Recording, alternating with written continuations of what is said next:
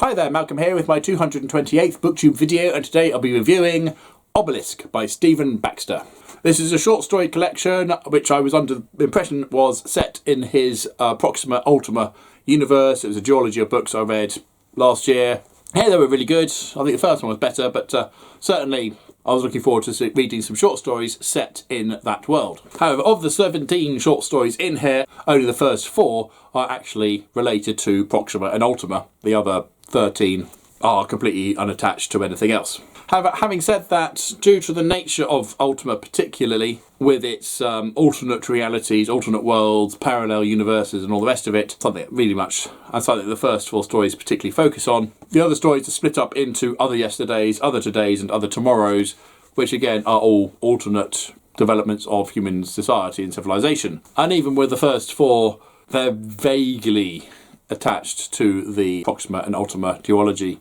Even in the introduction, it says that certain rewording was done so that they fitted better into that duology. So in that I was a little bit disappointed. I was hoping for more from that universe, but not to be. But we get a whole bunch of alternate stories instead. So like I say, there were 4 stories set in there which, to be honest, were largely forgettable. And then there are other yesterdays. So 6 stories set in alternate timelines of the past. There's a bomb plot against Queen Victoria. Interesting flashing stars in the night sky seen throughout history into the future.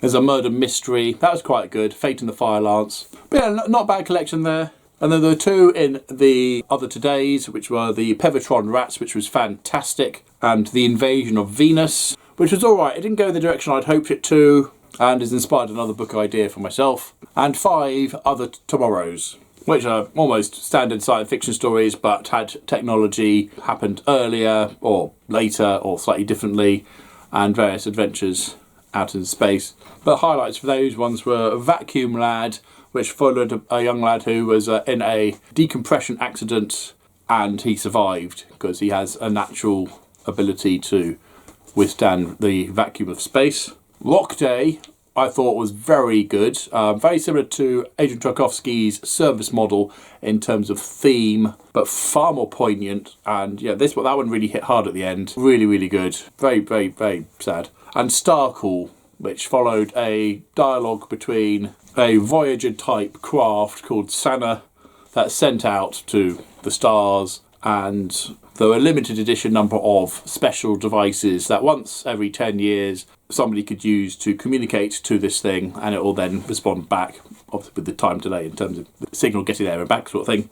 As we follow young Paul Freeman, who's 5 years old when his dad buys him one of these things and using it for the first time, and the response, and then the subsequent 10 years as this boy grows up into a very bitter and difficult world, and the various responses that he gets. And that was a really nice story to finish off on. So on the whole, I think this was a positive book. There were some really, really good stories in here. Some absolutely fantastic stories in here. One that nearly made me cry. And some that I found were a little bit indifferent. And there was one that was really tech heavy in terms of quantum mechanics. And it really felt like reading some technical manual. I thought, well, why does this story even exist? I just didn't care. So I'll say it's worth buying. It does tie loosely to Proxima Ultima, and it's got some absolutely fantastic short stories in it. It's a shame about the ones. So, have you read Obelisk? Have you read Proxima Ultima? Or do you like having short stories set into an already established IP? Comments below, please. But as usual, if nothing nice to say, then please keep it to yourself. And until next time, see you later.